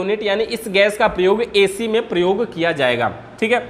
अच्छा, ये वाली गैस हो गई हमारी R22 मतलब एसी में प्रयोग होने वाली। रेफ्रिजरेंट, देखिए रेफ्रिजरेंट के बाद एक और पॉट, रेफ्रिजरेंट सिलेंडर भी होता है। रेफ्रिजरेंट सिलेंडर क्या होता है, मतलब ये जो गैस है ना, हम ऐसे कैन में खरीद के लाते हैं, देख रहे हैं 450 ग्राम मिलता है, रेट लगभग 450 रुपए का। अब 450 रुपए में 450 ग्राम, मतलब समझ गए ना, 450 में यार 350 में 400 में 450 ग्राम मिल रहा है, तो महंगा पड़ रहा है ना। तो क्या करते हैं कुछ लोग, जैसे बड़का सिलेंडर है ना, ऐसे ही इस गैस के लिए भी सिलेंडर आता है, बड़ा सा सिलेंडर 2 लीटर वाला ले लेते हैं, और उसको लेके जाइए, उसमें से गैस भरवा के ले आइए और अपना यूज करिए। मतलब समझ गया ना, बड़ा से मतलब ज्यादा, जैसे आपको सरसों का तेल खरीदना, पहले सीसी लेके लोग चले जाते थे, तो उसमें लेके आते थे। अब तो नया नया आ गया ना, उसमें सीसी में भरा हुआ, मतलब ये कैन समझिए अब आ गया। पहले उसमें भी ऐसे ही आता था कि आपको कैन खरीद, वो उसका सिलेंडर खरीद के रखना पड़ता था, जाइए अच्छा 2 लीटर भैया R134 दे दीजिए, तो R134 भरवा के लाते थे, R22 भरवा के लाते थे, मतलब वो भरवा के भी ला सकते हैं। तो उसको हम बोलते हैं रेफ्रिजरेंट सिलेंडर, यानी कि रेफ्रिजरेंट यानी ठंडा करने वाली जो गैस है, वो जिस सिलेंडर में रखी जाती है उसे हम रेफ्रिजरेंट सिलेंडर के नाम से जानते हैं। ये हो गया हमारा रेफ्रिजरेंट सिलेंडर। अगला पार्ट इसमें हमारा बोल्ट मीटर है, फ्लक्स पाउडर। अच्छा, बोल्ट मीटर क्या होता है, ये बताता है ना कि कमरे में कितनी वोल्ट लाइट आ रही है। अब ये वोल्ट मीटर तो हमारा मल्टीमीटर भी बता देगा ना, उसके भी जरिए भी तो हम चेक कर लेंगे। ये हमारा वोल्ट मीटर, ये क्या बताएगा, ये बताएगा कि कमरे में कितनी वोल्ट लाइट आ रही है, 200 वोल्ट आ रही है, 250 वोल्ट आ रही है, 220 वोल्ट आ रही है, कितनी वोल्ट आ रही है। हमारी एसी तभी तो चलेगी ना, फ्रिज तभी तो चलेगी ना, जब सही वोल्ट आए, जितनी वोल्ट की हमें जरूरत है उतनी वोल्ट अगर लाइट आएगी तभी तो हम इसका यूज कर पाएंगे। तो ये हमारा वोल्ट मीटर है, जो बताएगा कि कितनी वोल्ट लाइट आ रही है, तभी हमारी एसी चलेगी। अच्छा, वोल्ट मीटर के बाद है फ्लक्स पाउडर। देखिए एक पाउडर है, बड़ा इंपॉर्टेंट है यार, ये फ्लक्स पाउडर देख रहे हैं, 10 रुपए की ये डिबिया आती है, इतनी बड़ी डिबिया है ना, ये इस पे लिखा भी है फ्लक्स, FLUX, देखेंगे FLUX मतलब फ्लक्स। ये जो पाउडर है ये फ्लक्स पाउडर है। ये फ्लक्स पाउडर का यूज कब करते हैं, अभी हमने आपको वेल्डिंग करके एक पाइप को दिखाया, ये पाइप दोनों कॉपर की थी, आसानी से वेल्डिंग हो गई। फ्रिज के पीछे देखे होंगे एक लोहे की जाली बनी होती है, उसको हम बोलते हैं कंडेंसर। वो जो लोहे की जाली है उसमें कॉपर की पाइप को जोड़ना पड़ता है। तो जब एक पाइप लोहे की ओर, एक पाइप कॉपर की ओर, और उन दोनों को वेल्डिंग करना हो, तो ये आसानी से नहीं वेल्डिंग होती, जैसे हमने यहाँ पे ब्रिजिंग रॉड से वेल्डिंग किया। इसको वेल्डिंग करने के लिए हमें फ्लक्स पाउडर की यूज करता है। फ्लक्स पाउडर की जरूरत पड़ती है। अच्छा, फ्लक्स पाउडर अगर ना हो तो क्या प्रॉब्लम आएगी? जैसे जैसे मान लीजिए जब हम सोल्डिंग करते हैं घर में, कहीं रेडियो में, तार में, टीवी वीवी में जो सोल्डिंग रांगा नहीं करते हैं, तो सोल्डिंग करते समय हमारे पास सोल्डर होता है। सोल्डर मतलब समझ लीजिए इसमें हमारा हो गया वेल्डिंग गन। सोल्डर का मतलब इसमें हो गया हमारा वेल्डिंग गन, ये हमारा हो गया वेल्डिंग गन। अच्छा, सोल्डर के बाद आपको क्या जरूरत पड़ती है? एक रांगा की जरूरत पड़ती है। तो इसमें रांगा हो गया हमारा ब्रिजिंग राडी, रांगा हो गया। अच्छा, सोल्डर और रांगा के अलावा एक चीज हमें और आवश्यकता पड़ती है जिसको हम बोलते हैं पेस्ट। वो लिक्विड होता है ना, उसमें जब हम सोल्डर रांगा को ऐसे सोल्डर को टच कराते हैं तो उसमें धुआं निकलता है। और अगर वो पेस्ट हम ना लगाएं तो क्या होगा कि जब हम इसको सोल्डिंग कहीं करते हैं तो ये क्या होता है, जो हमारा रांगा होता है वो गोल गोल बन के इधर उधर गिरने लगता है। वही काम यहां होता है। अगर ये पाउडर, अगर एक पाइप लोहे की और एक पाइप कॉपर की है और आप इसको बेल्डिंग कर रहे हैं, तो ये जो ब्रिजिंग राड है ना, जब उसमें टच करवाएंगे ये गोल गोल बन के इधर उधर गिरेगा, स्थिर नहीं रहेगा, गोल गोल बन के इधर उधर गिरेगा और गिरेगा तो नुकसान करेगा, कुल मिला के चिपकेगा ही नहीं। तो वहां पे हम फ्लक्स पाउडर यूज करते हैं, थोड़ा सा नीचे गिरा लेते हैं और जब इसको हम गर्म करते हैं तो गर्म हो जाता है, डुबो लेते हैं, तो ये क्या होता है, लभेर जाता है, इसमें लिपट जाता है, चिपक जाता है और फिर जहां चिपकाना हो आसानी से वहां चिपका लेते हैं। तो ये क्या हमारा है, ब्रिजिंग राड है और आसानी से ये हमारा फ्लक्स पाउडर है। और फ्लक्स पाउडर का यूज जब हम कॉपर और लोहे की पाइप को आपस में जोड़ते हैं तो हम फ्लक्स पाउडर का यूज करते हैं। कैसे करते हैं? जिस प्रकार से सोल्डिंग करते समय हम पेस्ट का यूज करते हैं। हो गया हमारा ये फ्लक्स पाउडर। फ्लक्स पाउडर के बाद क्या है इसमें देखते हैं। फ्लक्स पाउडर के बाद हमारी चार्जिंग पाइप है, वर्कशॉप कंप्रेसर है। चार्जिंग पाइप समझ रहे ना, रबड़ वाली चार्जिंग पाइप है। देखिए एक पाइप यहाँ पे हम अलग वाली दिखाते हैं, ये चार्जिंग पाइप है, रबड़ की चार्जिंग पाइप है। जब हम ये कंपाउंड गेज अकेला आप खरीदेंगे ना तो ये 250 रुपये के आसपास मिलेगा। चार्जिंग पाइप ये अलग से लेनी पड़ेगी, 150 रुपये की ये मिलेगा। मैंने फोल्ड वाल्व खरीदेंगे 950-900 रुपये के आसपास मिलेगा। और इनके साथ ये तीनों चार्जिंग पाइप आपको ऐसे मिल जाएंगे। हमारे यहाँ पार्ट नहीं मिलते, ये भी ध्यान दीजिएगा। कुछ लोग हमारे यहाँ फोन करके पूछते हैं सर आपके यहाँ ये सारे पार्ट मिल जाएंगे, कुछ नहीं मिलते। हमारे यहाँ सिर्फ ट्रेनिंग सेंटर है, सिर्फ बनाना सिखाया जाता है। देखिए ये हमारी हो गई चार्जिंग पाइप, रबड़ की चार्जिंग पाइप है, दोनों साइड में चूड़ीदार नट लगे होते हैं। गेज वगैरह में कहीं भी लगा करके टाइट करना है तो इसको हम लगा सकते हैं। ये हमारी होती है रबड़ की चार्जिंग पाइप। एसी फ्रिज में गैस चार्ज करना, प्रेशर चढ़ाना, वैक्यूम करना, उन सारे कामों के लिए इसकी जरूरत पड़ती है। लगता नहीं है, पार्ट नहीं है, टूल्स है हमारा। तो जब हम एसी फ्रिज में गैस चार्ज करने जाएं तो चार्जिंग पाइप का होना हमारे पास बहुत ही जरूरी है, इसके बिना काम नहीं चल सकता। ये हो गया हमारा रबड़ की चार्जिंग पाइप। चार्जिंग पाइप में और आपको दिखाते हैं, देखिए ये पाइप का जो दोनों सिरों का व्यास है ना, दोनों सिरों का ये एक समान होता है। लेकिन इस पाइप के अंदर अगर देखेंगे, पाइपों के अंदर देखेंगे तो एक साइड के अंदर जो है ना, एक साइड के अंदर इसमें कुछ नहीं होता, लेकिन एक साइड के अंदर एक पिन होती है, एक पिन होती है। तो जिधर ये पिन होती है ये आउटपुट होता है। आउटपुट भी ऐसे बोल सकते हैं या बोल सकते हैं ऐसे नहीं, ये ऐसी साइड में लगाया जाता है जिधर एनआरबी लगाओ। मतलब भाई देख रहा है एनआरबी है, एनआरबी में कुछ यहाँ पे बीच में एक पिन होती है, जैसे हवा भरने वाली छुच्छी नहीं होती, तो वैसे ही पिन रहेगी। तो ये जाके उसको दबाएगा तब हवा क्रॉस कर पाएगी। तो ये इसको ध्यान में देना कि ये कौन सा किस दिशा में लगाना है। ये एक साइड में खाली होता है, एक साइड में पिन होती है, जिधर पिन होती है उधर पिन वाले के साइड में ही लगाना है, बस इतना ही ध्यान देना है। ये हो गया हमारा रबड़ की चार्जिंग पाइप। अच्छा, चार्जिंग पाइप के बाद हमारा वर्कशॉप कंप्रेसर। देखिए ये हमारा कंप्रेसर, ये वर्कशॉप कंप्रेसर क्या है, देखिए भारी होता है, 15 किलो के आसपास, 15 नहीं 7.5-8 किलो का है। फ्रिज का है तो 7-8 किलो का होता है। ये जो वर्कशॉप कंप्रेसर है ना, ये फ्रिज से निकला हुआ कंप्रेसर है। जब किसी कारण से कभी फ्रिज में इसका प्रेशर कम हो जाता है, मतलब ये कम प्रेशर बना पाता है, तो कम प्रेशर बना पाता है, इसका नाम भी कंप्रेसर है, वर्कशॉप कंप्रेसर। जब ये कम प्रेशर बना पाता है ना तो हम क्या करते हैं, इसको वर्कशॉप के रूप में यूज कर लेते हैं। वर्कशॉप हम कैसे बनाते हैं, एक पाइप को देखिए हमने यहाँ पे वेल्डिंग कर लिया है और दो पाइपें देखिए यहाँ पे हमने एनआरबी लगाया हुआ है। देखिए इसके बीच में एनआरबी, ये है ना एनआरबी, ये जो नट लगा है ना, ये नट एनआरबी लगा हुआ है। भाई देख रहे हैं, भाई अलग से नहीं लगता है, ये इसके साथ में मिलता है। इतनी बड़ी पाइप एनआरबी 30 रुपए की आती है, ये इतनी पाइप जो है ये 30 रुपए में आती है इस नट के सहित। ये एनआरबी लगा हुआ है। एक इसमें सक्शन लाइन, एक डिस्चार्ज लाइन, मतलब एक से ही हवा को खींचता है, दूसरी से हवा को फेंकता है, ये इसका काम है। ये वर्कशॉप कंप्रेसर है, फ्रिज से निकला हुआ कंप्रेसर। ये फ्रिज का एक पार्ट है, सबसे महंगा पार्ट है, लगभग 2500 रुपए का आता है। ये बिगड़ जाता है तो बनता भी नहीं। इसके बारे में हम बहुत सारा डिटेल में पढ़ेंगे, यही सब कुछ है, बहुत मेन पार्ट है, तो इसको हम डिटेल में आगे पढ़ेंगे। अभी समझिए वर्कशॉप कंप्रेसर है, एसी फ्रिज में प्रेशर भरना, प्रेशर निकालना, इन सारी जगहों पर हम इसका यूज करते हैं वर्कशॉप कंप्रेसर का।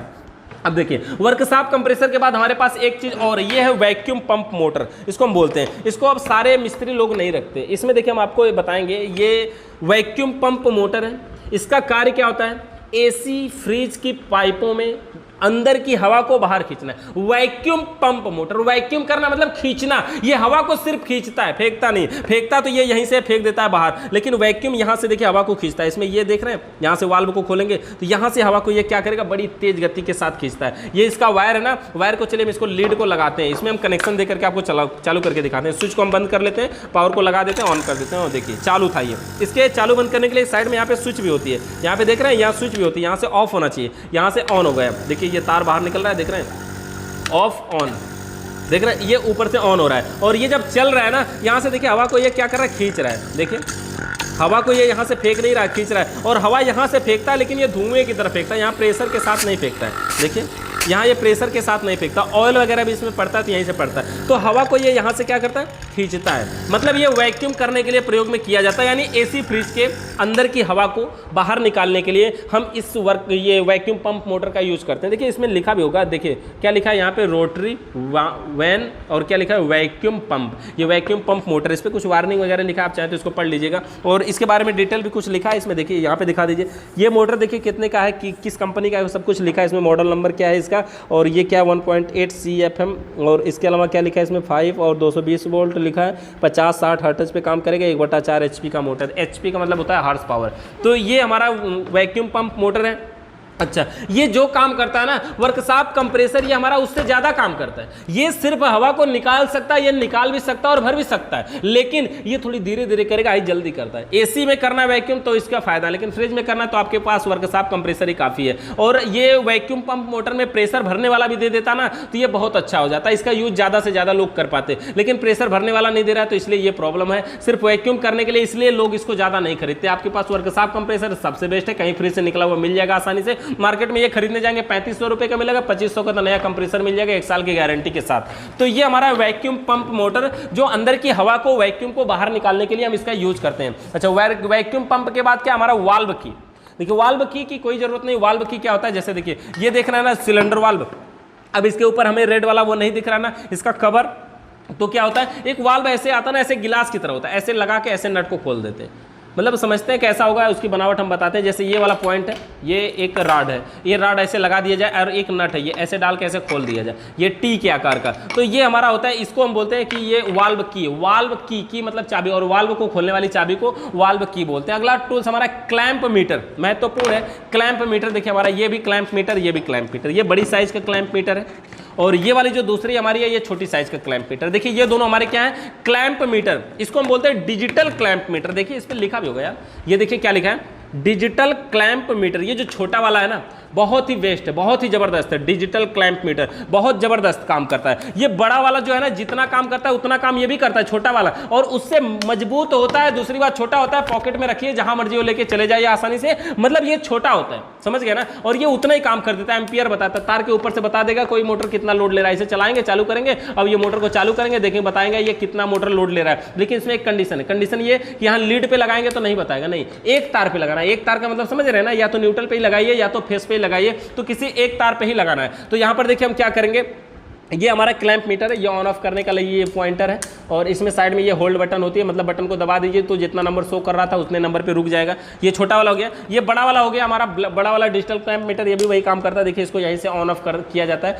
तो इसको भी हम कंटिन्यूटी पॉइंट इसमें भी होता है, मल्टीमीटर का काम ये भी कर सकता है। और क्लैंप मीटर जानते हैं ना, बहुत जरूरी चीज़ है जानना, और क्लैंप मीटर के हिसाब से ही हम एम्पियर चेक करते हैं कि कोई उपकरण हमारा कितना एम्पियर लोड ले रहा है। यानी कि एसी या फ्रिज अगर बनाने जा रहे हैं और क्लैंप मीटर आप चलाना जानते हैं, तो बिल्कुल आसान तरीके से सीधा सीधा खाली इस मीटर से आप बता सकते हैं उसमें गैस है कि नहीं है, ठंडा क्यों नहीं कर रही है, क्या कहीं चोक है, कहीं पाइप जाम तो नहीं है, कहीं पाइप लीकेज तो नहीं है, या फिर नॉर्मल है, सब कुछ ठीक है फिर भी नहीं ठंडा कर रही है, या गैस खत्म है। सारी समस्या इससे पता चलती है। और ये बताता क्या, ये बताता सिर्फ एम्पियर है, और उस एम्पियर के हिसाब से हम समझते हैं कि उसमें हुआ क्या। जैसे अगर गैस नहीं है तो फ्रिज चलेगा, मतलब कम एम्पियर लेगा और अगर गैस है तो ज़्यादा लोड लेके चलेगा तो ज़्यादा एम्पियर लेगा। उसी तरह से और उसमें अगर कहीं चोक है तो और लोड लेगा, तो मतलब बहुत ज़्यादा एम्पियर लेगा। तो इन सब के हिसाब से हम एम्पियर के हिसाब से पता कर लेते हैं। एम्पियर देखिए इसमें है क्या, चेक कहाँ करते हैं ये भी हम आपको थोड़ा समझा देते हैं। देखिए ये एम्पियर लिखा है, 200 एम्पियर है, इधर 100 एम्पियर, और ये लहराते हुए मतलब एसी करंट का है। तो इसको हमें अगर आपको लगता है कि 200 एम्पियर के अंदर की बात है तो हम 200 पे चेक करते हैं। वैसे हम अधिकतम 200 एम्पियर के अंदर ही इसका यूज करते हैं। तो ये 200 वाले पे ऑन कर लेते हैं, और बस कोई तार गया ऐसे फंसा दीजिए, बता देगा कि कितना एम्पियर लोड ले रहा है। इधर भी होल्ड बटन है, होल्ड बटन दबा करके हम वहीं पर रोक सकते हैं। जैसे इसका क्या जरूरत है होल्ड बटन की, जैसे कहीं आड़ में चेक करें, ये डिस्प्ले नहीं दिख रहा है, होल्ड बटन कर लिया, ऐसे हटा लिया, अच्छा इतना था, तो हमें अलग से ये पता चल पाता है। ये हमारा क्या है, डिजिटल क्लैंप मीटर। इसके बाद एक अगला लास्ट हमारा पार्ट है ये एनआरवी।